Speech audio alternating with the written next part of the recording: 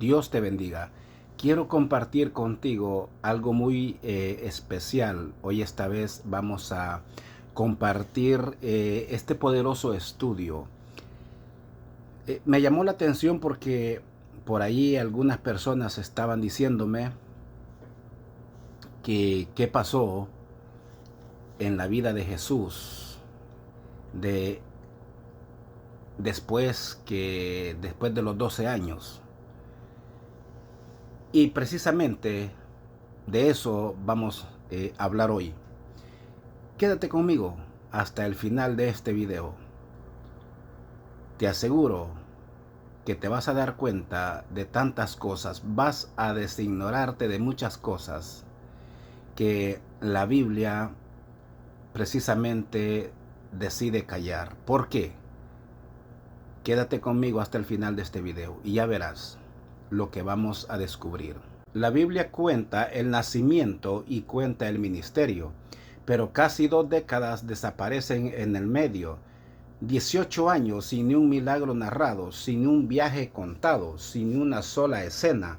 Solo una frase corta cubre ese vacío entero. Lo que esa frase esconde lo cambia todo. La última vez que la Biblia muestra a Jesús antes del silencio, él tiene 12 años y está perdido en Jerusalén. La familia entera había subido a la ciudad para la Pascua como hacían todos los años. Era una peregrinación larga, cada caravana de parientes y vecinos de Nazaret, caminando juntos por los caminos de Galilea y de Judea. Terminada la fiesta, el grupo comenzó a volver. María y José seguían confiados. En una caravana como esa, con decenas de conocidos, era natural suponer que Jesús andaba jugando con los primos, tíos, en algún punto de por ahí. Al final del primer día de viaje se dieron cuenta que él no estaba con nadie. El corazón de los dos, de María y José, se derrumbó. Volvieron corriendo a Jerusalén. Buscaron entre los parientes, entre los rostros conocidos, en las calles llenas que todavía estaban respirando la fiesta, y no había nada, no hallaron nada. Fueron 3 días de búsqueda, 3 días de una madre angustiada, imaginando lo peor de un hijo de 12 años, solo en una ciudad extranjera y abarrotada. Cuando finalmente lo hallaron, el lugar era el menos esperado de todos. Él estaba en el templo, sentado en medio de los maestros, escuchando y preguntando. Los doctores estaban asombrados con el entendimiento de la respuesta de este niño. Había algo fuera de lo común en aquello. A los 12 años, un niño se acercaba a la edad en que pasaría a asumir poco a poco la responsabilidad religiosa de un adulto en la comunidad. Lo que se veía allí iba mucho más allá de la edad. No era un muchacho recitando lo que había aprendido de memoria, era alguien que comprendía, que devolvía preguntas afiladas, que hacía que maestros experimentados se detuvieran a pensar. Nadie en aquel salón sabía quién era él de verdad. Para los doctores era apenas un niño brillante venido de Galilea. El Hijo Eterno de Dios estaba sentado en el suelo del templo y el templo no lo reconoció. María corrió hasta él con la pregunta que toda madre haría. ¿Por qué él había hecho aquello con ellos? El padre y ella lo habían buscado angustiado. La respuesta del niño quedó grabada para siempre. Él preguntó por qué lo buscaban y dijo, según el Evangelio de Lucas, en el capítulo 2, que era necesario que él estuviera ocupándose de los negocios de su padre. Fue la primera vez que aquella voz separó con todas las letras al padre que lo criaba del padre que lo había enviado. Y el texto de Lucas registra algo desconcentrante justo después. Ellos no entendieron las palabras que él les dijo, ni María, que guardaba todo en el corazón, tampoco no entendió. La frase más importante de aquel día cayó en el aire sin ser comprendida. Hay una delicadeza de lo que Lucas registra justo después. Aquel mismo niño que acababa de llamar al templo la casa de su padre, descendió con José y María y volvió a ser un hijo obediente en la aldea. Mire bien, el poder de callar los doctores fue recogido. La autoridad que brilló por un instante se encogió de nuevo hasta el anonimato de Nazaret. El telón cayó justamente cuando la curiosidad más quería que él subiera. Es exactamente allí, con esa frase que nadie entendió, que la cortina baja. El niño de 12 años vuelve a casa y la Biblia cierra la escena. Lo que sucede a continuación es una de las decisiones más extrañas de todo el Nuevo Testamento. Lucas es el único de los 4 evangelistas que cuenta el episodio del niño en el templo. Ningún otro registra aquel día. Lucas, que tuvo el cuidado de guardar esa escena, hace algo curioso justo después, da un salto.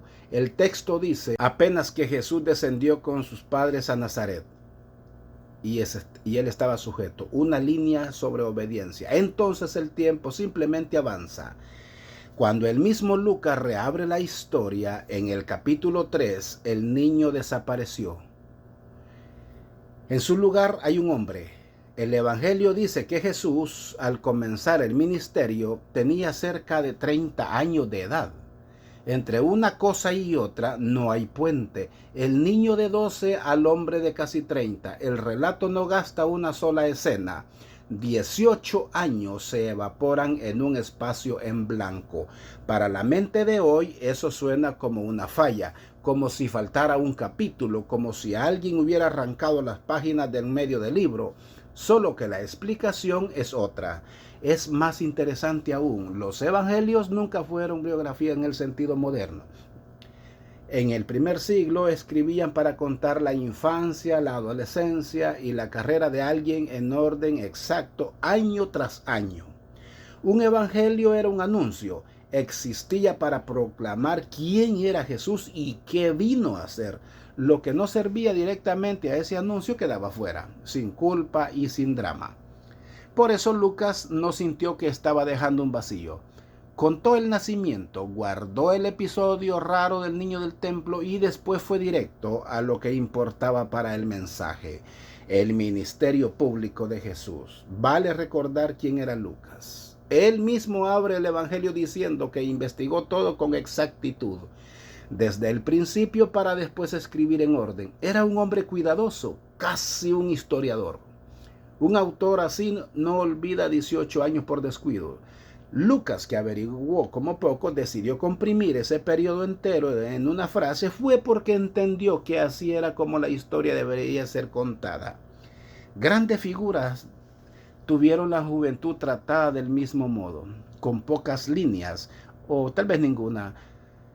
Sobre los años de formación era el estándar de la época, no las fallas del relato. El silencio entonces no es un accidente de archivo, no es una página perdida, es una elección. Toda elección lleva una intención. La pregunta deja de ser ¿por qué la información desapareció? La pregunta pasa a ser otra. ¿Por qué Dios decidió que esos 18 años serían resumidos y no narrados? Porque resumir es diferente de esconder. Y es en una sola frase que todo ese resumen está guardado.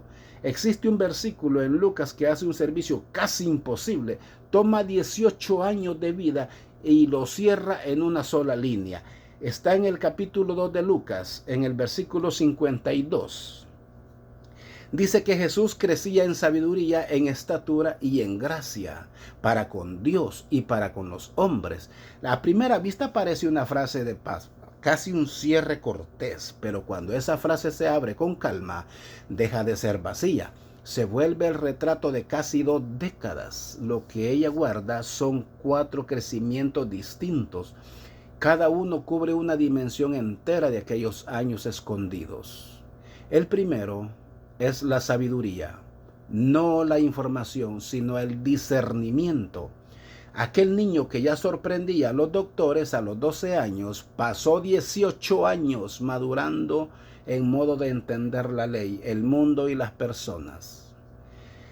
El segundo es la estatura, es el cuerpo, el dato más humano de todo. El niño creció, los hombros se afirmaron, las manos se endurecieron.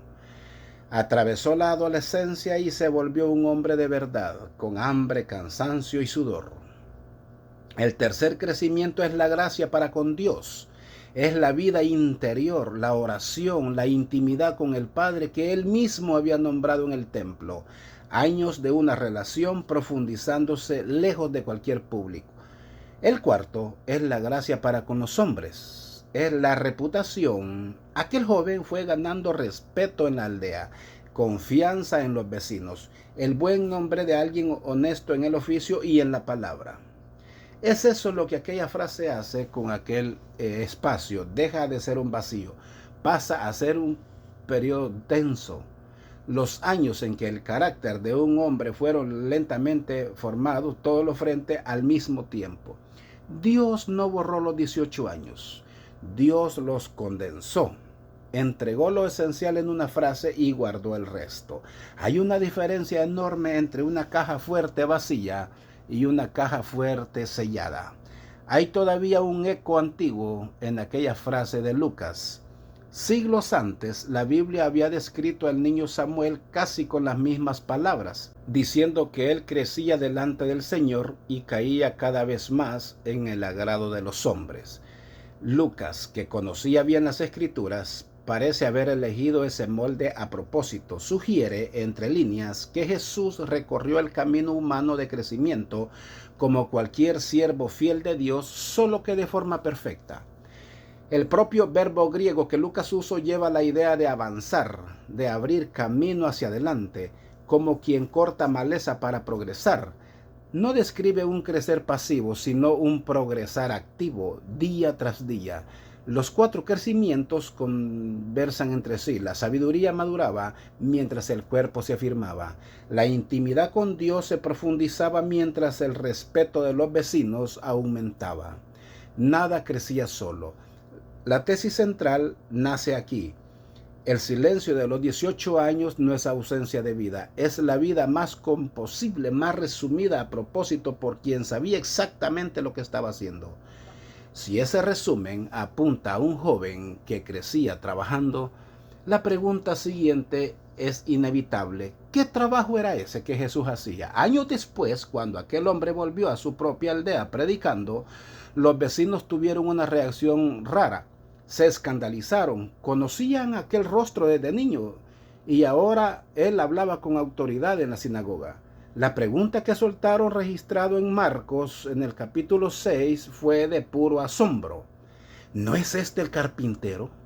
Aquella palabra se volvió con el tiempo una imagen dulce y tranquila. El carpintero de Nazaret lijando muebles en un taller lleno de luz. Solo que el texto griego cuenta algo más crudo. La palabra usada allí es tectón. Tectón no describe al artesano delicado de la imaginación moderna de lo que ellos dicen. Describe a un trabajador de materiales duros. Un tectón trabajaba la madera, sí, pero también la piedra. Estaba más cerca de un constructor de fuerza pesada que un artista de acabado fino. Él hacía puertas, estructuras, herramientas, techos. Era trabajo pesado. Era el cuerpo expuesto al sol, el polvo pegado a la piel, el peso de la materia pesada día tras día. Las manos que después bendecirían enfermos eran manos callosas, marcadas por el trabajo. Lo que un constructor hacía realmente con las manos era duro. Reparaba vigas de techo, montaba puertas, tallaba yugos para los bueyes, mangos de herramienta, mesas y bancos. Ayudaba a levantar las paredes de piedra de las casas. Había una tradición cristiana antigua, registrada por un escritor de segundo siglo, que decía que Jesús fabricaba arados y yugos. No se puede probar el detalle, pero encaja perfectamente. Oiga bien, con la realidad de un tectón del interior. Existe una imagen escondida en esto que estremece. Años después, aquel mismo hombre diría a las multitudes cansadas que su yugo era suave y su carga ligera.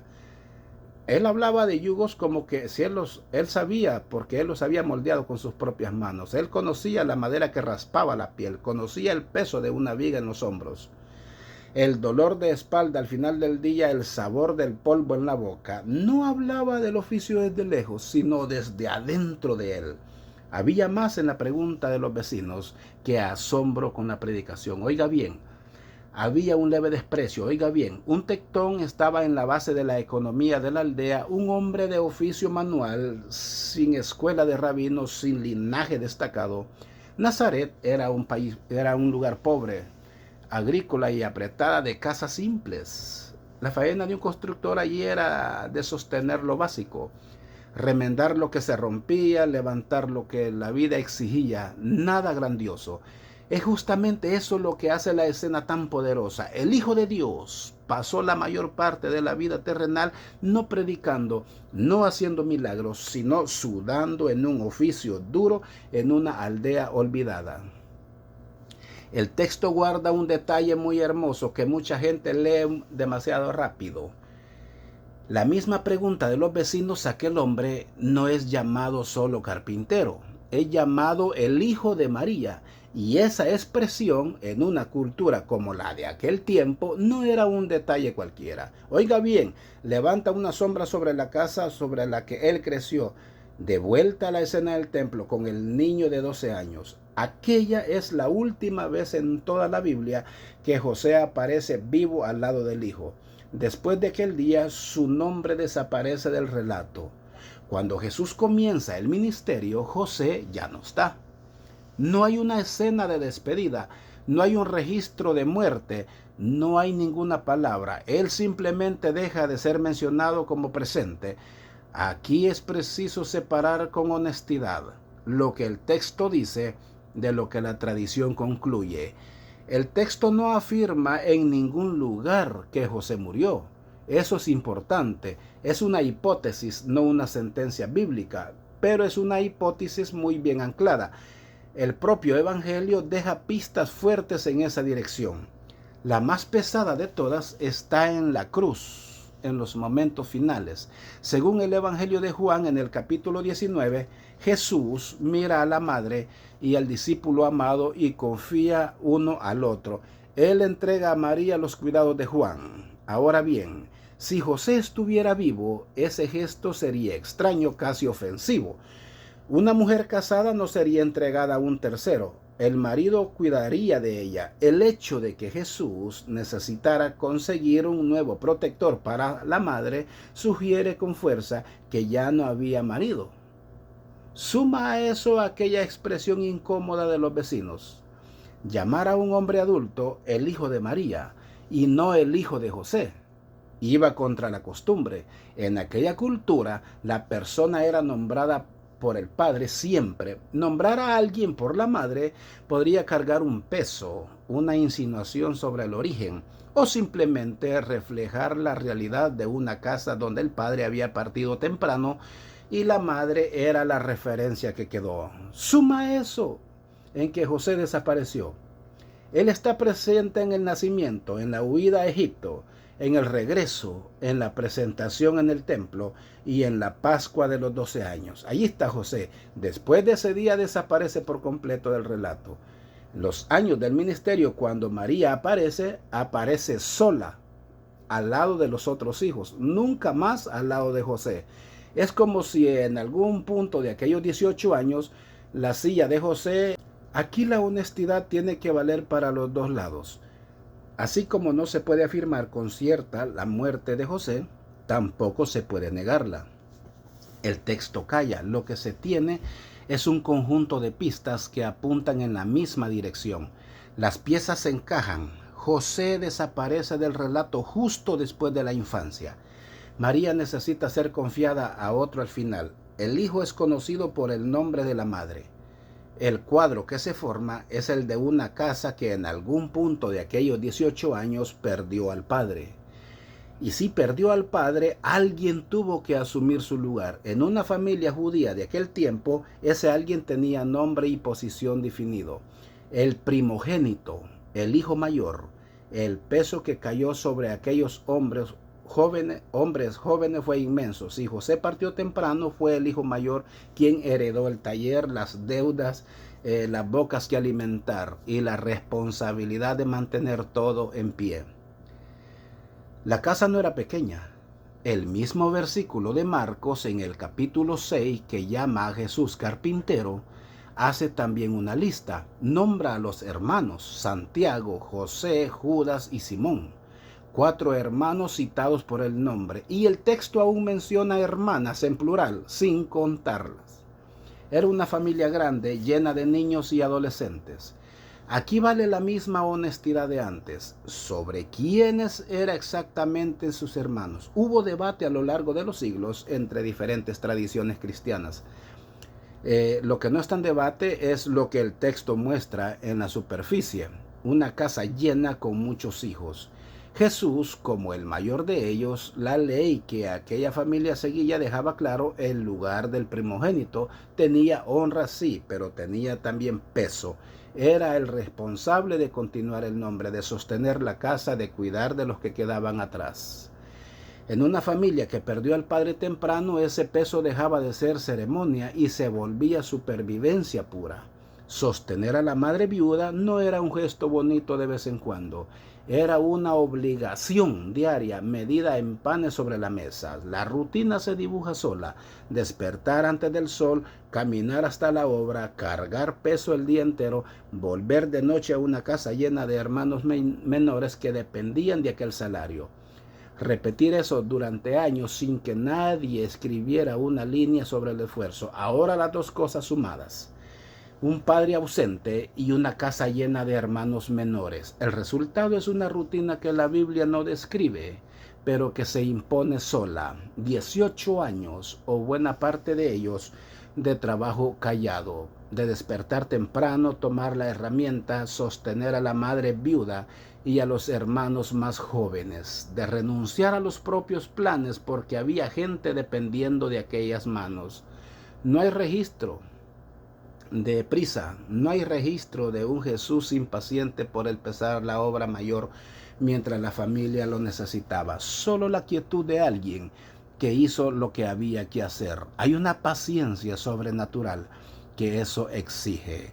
Aquel que sostenía el universo eligió sostener primero una sierra y el peso de una familia. El poder de hacer milagros esperó, guardado mientras él reparaba techos y alimentaba hermanos. Aquellos años callados que parecían vacíos se van volviendo más llenos de trabajo, llenos de cuentas por cerrar a fin de mes, de amor concreto por gente con nombre y rostro. Hay una parte de esta historia que la Biblia realmente no cuenta y que la historia intenta iluminar, donde al fin un constructor de Nazaret encontraba trabajo suficiente en una aldea tan pobre. La respuesta tal vez estaba a una caminata de distancia. Tiene nombre: Séforis. A poco más de 6 kilómetros de Nazaret, cerca de lo suficiente para ir y volver a pie, había una ciudad siendo reconstruida desde cero. Séforis, en aquel periodo, Herodes Antipas, en aquel periodo, el mismo que gobernaba Galilea, había transformado el lugar en un gigantesco terreno de obras. Quería hacer de ella una capital, algo grande. Un antiguo historiador de aquel mundo llegó a llamar a Séforis orgamento de toda Galilea. Un lugar muy hermoso como iba a quedar. Ese era el tipo de lugar que tragaba mano de obra sin parar para una aldea pobre como Nazaret. Eso era como una bendición económica, significaba servicio constante, salario seguro, un destino garantizado para quien sabía cortar piedra y levantar madera. Una obra de ese tamaño no se levantaba en un año, consumía décadas. Ahí habían albañiles, trabajadores de materiales duros, venidos de todos lados. Aquí es preciso marcar con claridad el nivel de lo que se está diciendo. Esto no es texto bíblico. La Biblia no cita a Séforis ni una vez. Esto es contexto histórico, el escenario económico de Galilea de aquel tiempo. Y lo que ese escenario muestra es lo siguiente: un tectón de Nazaret, en un radio de 6 kilómetros de una ciudad en construcción permanente, difícilmente se quedaría sin servicio. La obra estaba justo allí, del otro lado del valle. Es plausible, por lo tanto, que José y después el hijo mayor hayan subido muchas veces hasta aquel terreno, que hayan levantado paredes, cortado vigas y ganando el pan en una obra grande lejos del taller minúsculo de Nazaret. Pero la palabra usada no es al azar. Plausible no es lo mismo que comprobado. Esa distinción es el corazón de toda esta historia, porque es exactamente aquí donde mucha gente resbala. Toma el escenario plausible de Séforis y lo transforma en una certeza. Pasa a afirmar que Jesús trabajó en aquella ciudad, que convivió con la cultura de allí, como si hubiera un documento diciéndolo. No lo hay. Lo que existe es un escenario coherente, una posibilidad fuerte, una reconstrucción honesta de lo probable. Posibilidad fuerte, por más bonita que sea, sigue siendo posibilidad. Guardar esa frontera es lo que separa la fe seria de la leyenda. La próxima parada vuelve a esa frontera aún más nítida, porque nos lleva a la propia realidad. Durante mucho tiempo dudara de que Nazaret existía. La arqueología respondió a esa duda y la respuesta es reveladora. Excavaciones en la región trajeron a la luz los rastros de aquella aldea. Casas excavadas en la propia roca, cisternas, terrazas de cultivo, prensas de aceite y de vino, tumbas simples cavadas en la piedra. El retrato que se forma es humilde. Nazaret era una villa pequeña, agrícola, de poquísima familia.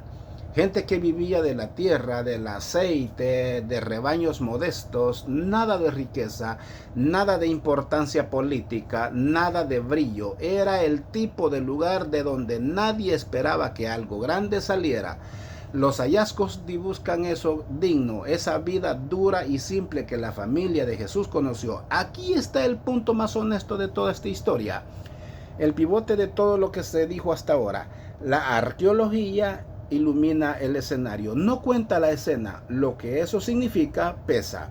Las excavaciones muestran el tipo de casa en que aquella familia vivía, pero ninguna piedra excavada registra un solo día de los 18 años escondidos. Ningún objeto encontrado dice lo que Jesús hizo un martes cualquiera entre los 17 años.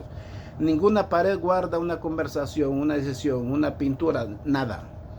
El suelo de Nazaret cuenta el escenario y calla sobre la obra. Las estimaciones más serias hablan de una población minúscula para la Nazaret de aquel tiempo, tal vez pocos cientos de personas en total. Todos se conocían.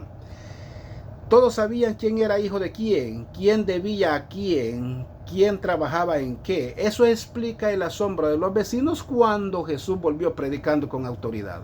No veían a un profeta bajado del cielo, veían al constructor, al hijo de José y María, al niño que creció allí en medio de ellos. Los hallazgos ayudan a montar ese mundo pequeño.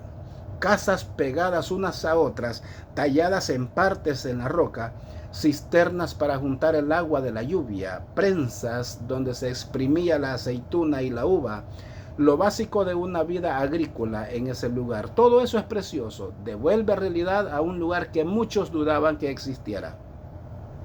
Hay un límite exacto en lo que eso ofrece. Devuelve el escenario y no la escena.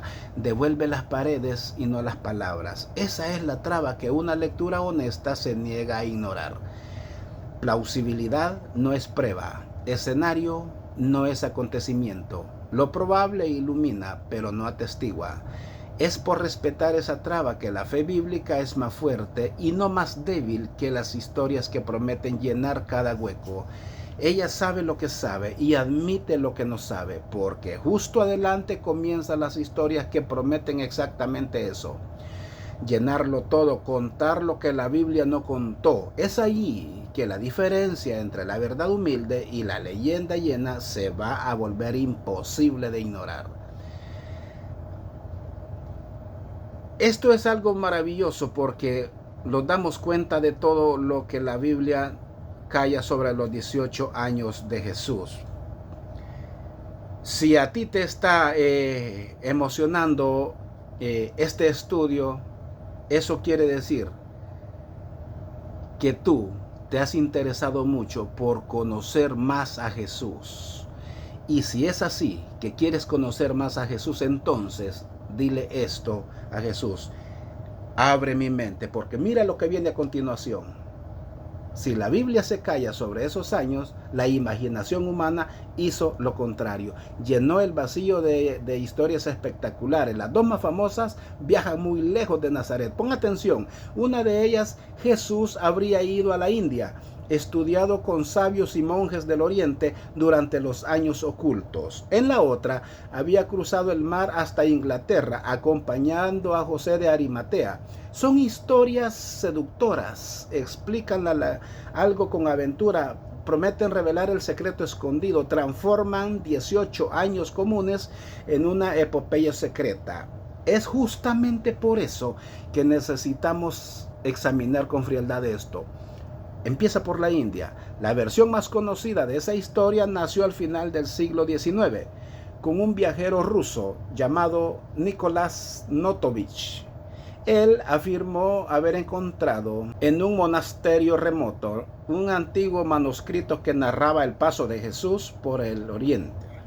Fue una sensación en la época. El problema comenzó cuando otros fueron a averiguar. Estudiosos que visitaron el mismo monasterio después no encontraron ningún manuscrito. Los monjes consultaron, ellos negaron conocer esto. La historia se deshizo en las manos de quien intentó tocarla.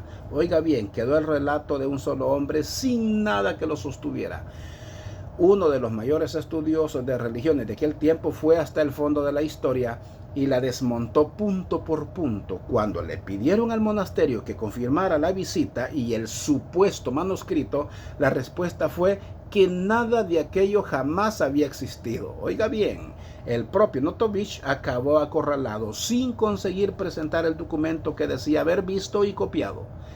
La aventura oriental de Jesús nació, vivió y murió dentro de un solo libro, sin ninguna raíz en el pasado antiguo.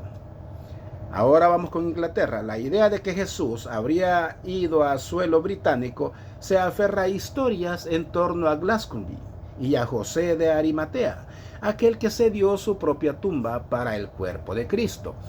Leyendas bonitas contadas siglos y siglos después de los hechos. Aquí está el dato que lo decide todo. Ninguna de esas historias, ni de la India ni de Inglaterra, tienen un solo documento antiguo detrás. Nada del primer siglo.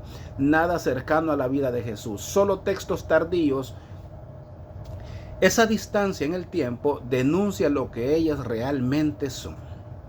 Cuando una historia sobre alguien solo aparece 1800 años después de que la persona vivió, no está recordando un hecho, está inventando uno. Vale preguntar por qué esas historias pegan tan bien. La respuesta dice más sobre nosotros que sobre Jesús. El ser humano tiene horror y vacío. Ante un espacio en blanco, la imaginación corre a llenarlo. Hay también un apetito antiguo por los secretos. La idea de un conocimiento oculto, de una fase escondida llena de misterios, es seductora. Vende libros, llena conferencias, promete revelar lo que la fe común supuestamente escondió. Solo que el truco salta a la vista. Ninguna de esas versiones trae prueba. Todas traen la misma cosa. Un documento que nadie más vio. Un testigo que no puede ser verificado. Un viaje sin rastro, sin carta, sin registro de puerto. Cuando alineas las dos leyendas lado a lado se contradicen. Una manda a Jesús al oriente distante, la otra al extremo occidental. No pueden estar ambas ciertas al mismo tiempo. En verdad, no hay razón para creer que ninguna de estos sea cierto. Mientras tanto, el relato bíblico hace lo opuesto de lo sensacional. Mantiene al Jesús en casa, en un radio de pocos kilómetros, haciendo la cosa menos vendible en el mundo. Trabajando, obedeciendo, esperando la hora correcta, y tal vez sea justamente esa simplicidad la que incomoda. Es más emocionante imaginar a Jesús meditando con sabios en montañas distantes que reparando un techo en Nazaret. Pero la verdad muchas veces es menos exótica y más honda que la fantasía. El Jesús real no se deja rearmar al gusto de cada quien. Tiene dirección, tiene familia con nombres, tiene un oficio, tiene una aldea pobre. Es demasiado concreto para volverse leyenda de humo. Es ese concreto lo que las historias fantásticas intentan borrar. Hay una ironía silenciosa en esas leyendas. Todas ellas mandan a Jesús lejos, a lo exótico, a lo distante. Como si los 18 años solo pudieran tener valor si hubieran sido extraordinarios y secretos. La verdad bíblica camina en dirección opuesta. Mantiene a Jesús cerca, en casa, en la aldea, en el taller, al lado de la madre y de los hermanos, y sugiere que la santidad de aquellos años estaba justamente en lo común, no en lo exótico. Hay todavía una cosa que notar sobre esa distancia en el tiempo. Cuanto más lejos aparece una historia, más libre queda para inventar, porque ya no hay testigo vivo para desmentir. Por eso la leyenda siempre llega atrasada. Los evangelios hicieron lo contrario. Nacieron cerca, fueron escritos, difundidos, mientras aún vivían personas que conocieron a Jesús, que podían confirmar. Esa proximidad es un freno poderoso contra la fantasía. La leyenda huye a los testigos, la verdad lo busca. Y entre un relato que corre tras quien vio y una historia que espera a que todos mueran para florecer, la elección honesta es una sola. Las leyendas prometen un secreto grandioso y entregan aire. El silencio bíblico no promete nada espectacular y entrega algo mucho más profundo, un Dios que eligió lo ordinario. Pero la India e Inglaterra no fueron los únicos en llenar el vacío. Hubo textos antiguos que también lo intentaron. Y la Iglesia hizo una elección muy consciente sobre ellos. Todavía en los primeros siglos comenzaron a circular escritos que prometieron contar la infancia de Jesús. Son los llamados evangelios de la infancia. El más conocido de ellos lleva el nombre de Evangelio de la Infancia de Tomás. Esas obras hacían lo que la curiosidad siempre pidió. Llenaban el hueco de escenas, solo que las escenas eran muchas veces perturbadoras. En uno de esos relatos, el niño Jesús modela pájaros de barro y los hace volar con un soplo. En otro, irritado con un compañerito, lo maldice y el niño cae muerto. Un niño divino de temperamento imprevisible, repartiendo milagros y castigos al sabor del humor. ¿Puede creer usted eso? Había más escenas como esas. El niño que seca a otro niño como se seca una planta. El que avergüenza a los profesores de la escuela. El que responde con arrogancia a quien intenta corregir. Un retrato casi aterrador de poder. Del otro lado está el Jesús de los evangelios. El que lloró ante la tumba de un amigo, el que se compadeció de las multitudes cansadas, el que llamó a los niños vengan hacia mí, porque dijo que de ellos era el reino. Son dos personajes que no caben en el mismo hombre. La iglesia antigua leyó esos textos y los rechazó. El motivo de ese rechazo es más honesto de lo que mucha gente imagina. Primero, eran tardíos. Aparecieron demasiado tiempo después de los hechos, lejos de los testigos oculares, sin la raíz apostólica que los evangelios reconocidos tenían. No venían de quien los tuvo cerca. Segundo, la teología estaba torcida. El Jesús de aquellos textos no combinaba con el Jesús de los evangelios verdaderos. Faltaba la compasión, faltaba el propósito, sobraba un poder caprichoso y vanidoso, más parecido a un Dios de mitología que al Cristo de los evangelios. Aquí vale la regla que atraviesa toda esta historia. El apócrifo nunca queda por encima del canónico. Esos textos son documentos históricos interesantes sobre lo que algunas personas imaginaban. No son relatos confiables de lo que sucedió. El rechazo de la iglesia no fue contra el milagro en sí. Los evangelios verdaderos están llenos de milagro y la fe cristiana los abraza sin miedo. El problema de aquellos textos no era lo sobrenatural, era el corazón torcido detrás de él. Un niño que mata a un compañerito por berrinche no revela al Dios de los evangelios. Revela la fantasía de gente que confundió poder con capricho. La iglesia supo separar una cosa de la otra con una claridad que enseña hasta hoy. La iglesia entendió que la verdad no es una historia emocionante. Verdad es la historia más fiel y que de hecho sucedió y a quien Jesús era. Medida por eso, la sobriedad de Lucas valía más que 1000 páginas de prodigios inventados. Eso debería traer paz, no frustración. Significa que lo que llegó hasta nosotros en los evangelios pasó por un filtro de gozo. No es leyenda suelta, no es rumor de esquina, es el testimonio que sobrevivió a la prueba más dura de todas. Hay una lección escondida en ese rechazo. La iglesia prefirió la contención honesta de Lucas a un relato lleno de escenas fantásticas. Prefirió no saber equivocado. Un silencio verdadero vale más que una respuesta falsa. Un espacio en blanco respetado es más confiable que un espacio llenado con invención. Esa es la preferencia sobre la verdad, incluso cuando calla, lo que da autoridad a lo poco que la Biblia de hecho dice. Es bueno entender cómo surgieron esos libros, porque eso deshace mucha confusión. En los primeros siglos, el cristianismo se difundió deprisa y junto con él aparecieron todo tipo de escritos. Algunos fieles al mensaje de los apóstoles, otros no tanto. Grupos diversos escribían sus propias versiones de la historia, muchas veces para defender ideas particulares. Así nacieron textos con nombres de apóstoles que los apóstoles jamás escribieron, relatos cosidos de rumores y de imaginación. La iglesia no se tragó todo eso. Cribó con cuidado a lo largo de generaciones. El criterio principal era serio. El texto venía de los apóstoles o de quien estuvo cerca de ellos.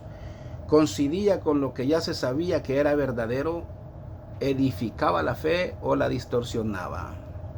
Los evangelios de la infancia fallaron en todos. Llegaron demasiado tarde para venir de testigos.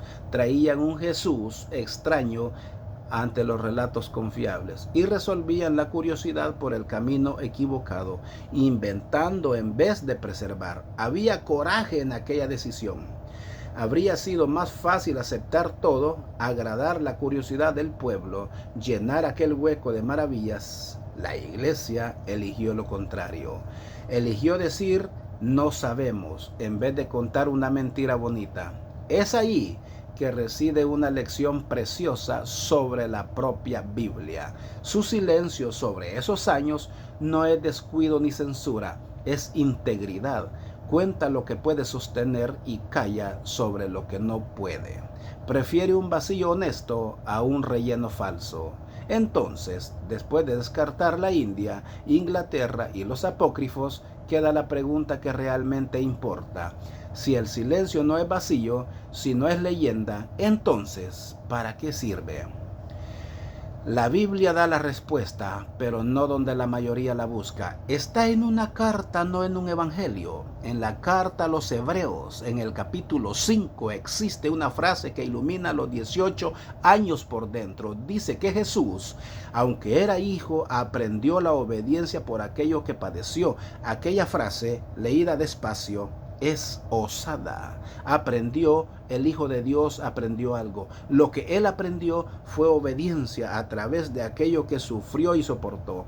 Eso no significa que Jesús fuera desobediente antes y se haya corregido. Significa otra cosa más profunda, que él vivió la obediencia desde adentro con experiencia humana real, día tras día, en el cuerpo y en el tiempo.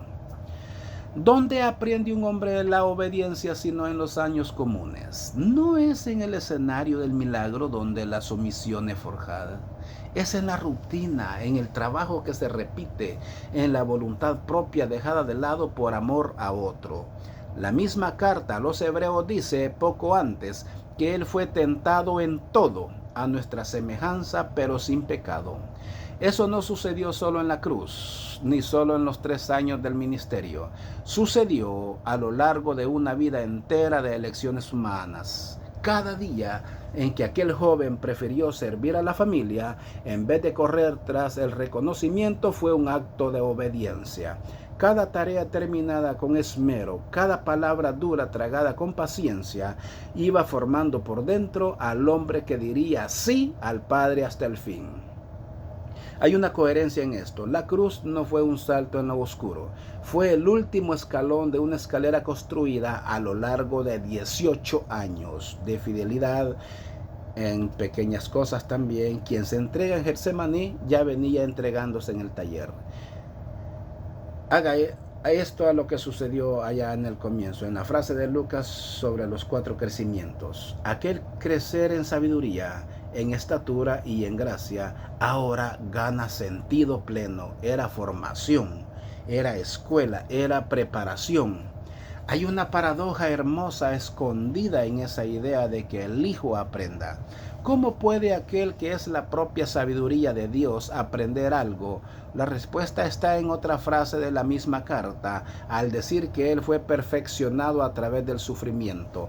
No es que le faltaba algo a la divinidad de Cristo, es que la experiencia humana necesitaba ser vivida por entero, escalón por escalón, para que Él se volviera, como dice la carta, el autor de la salvación de todos los que le obedecen.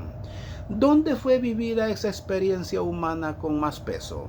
No bajo los reflectores, fue en los años sin público, en la obediencia cuando niño, en el trabajo cuando joven, en el cuidado de la casa cuando hombre, en el ritmo lento de una vida común. Cada una de esas obediencias pequeñas era un ensayo de la gran obediencia que vendría. Quien aprende a decir sí en las cosas menudas está siendo preparado para decir sí en la hora imposible, ante una cruz. Hay un consuelo enorme en esto para quien sufre. Si el propio Hijo aprendió obediencia padeciendo, entonces tu padecer también puede tener sentido. El dolor que parece inútil puede estar en lo escondido, formando algo que solo se ve mucho después. Los 18 años no fueron una pausa antes de la vida real de Jesús, fueron parte esencial de ella. La obediencia que sostendría la cruz no nació en Getsemaní, fue entrenada en 2 décadas de fidelidad escondida en el taller de Nazaret. Dios no desperdició aquel tiempo, Dios lo usó entero. Cada día callado tuvo función, cada tarea repetida moldeó el alma que después cargaría el mundo. El silencio era el plan, no la falla del plan. Es aquí que la historia atraviesa la pantalla y llega hasta quien esté escuchando, porque todo el mundo tiene sus propios 18 años. Oiga bien, todo el mundo tiene un Nazaret, un tiempo de vida escondido en que nada parece suceder. Años de trabajo que nadie aplaude, de fidelidad que nadie ve, de esfuerzo sin receptor y sin reconocimiento. ¿Y cómo engañan esos años? Parece tiempo perdido. Parece espera vacía, atraso, un capítulo en blanco en la propia historia mientras la vida de verdad no comienza. Pero mira, lo que la vida de Jesús enseña sobre eso. Los años escondidos no son el intervalo antes del llamado, son el suelo en que el llamado es preparado. Dios trabaja más en lo oculto que en el escenario. Mira a tu alrededor y verás ese principio en todas partes. El árbol que da fruto pasó años creando raíz donde nadie veía. La semilla necesita morir en la oscuridad de la tierra antes de romper la superficie. Nada que dure nace listo en la luz. Con las personas es igual. El músico que canta en una noche entrenó horas, mucho tiempo en la soledad de su cuarto. El padre firme fue moldeado por madrugadas mal dormidas que nadie le aplaudió. La fuerza que aparece en público fue forjada en privado, solo que en nuestra época perdió la paciencia con lo escondido. Todo quiere ser visto hoy, medido hoy, aplaudido ahora. Los años callados pasaron a ser vistos como fracaso, cuando muchas veces son el suelo más fértil de una vida. La vida de Jesús es el protesto más hermoso contra esa prisa. Él podía haber comenzado antes. El poder ya estaba allí, guardado. Pero Él esperó, honró el tiempo común, el trabajo como una familia común, hasta que la hora del Padre llegara. Si Él, siendo quien era, no despreció los años escondidos, ¿quién es usted y yo para despreciar los nuestros? Aquello que viven en la fidelidad que nadie nota, tal vez sea la parte más importante de tu historia. El carácter que sostiene su propósito no es construido en el primer día del propósito. Si Jesús esperó 18 años, ¿quiénes somos nosotros para desesperarnos? Sigamos entonces, esperando cuando aún no tenemos respuesta, porque nuestro ministerio está listo y todo empezará en el tiempo correcto de Dios. Que Dios te bendiga si llegaste hasta el final de este video. Comparte este video para que muchos se den cuenta qué pasó en esos 18 años, que según la gente fueron tiempo perdido, o se inventaron que Jesús estuvo estudiando en algún lugar. Comparte este video para que las dudas desaparezcan. Que Dios te bendiga. Nos vemos en el próximo video.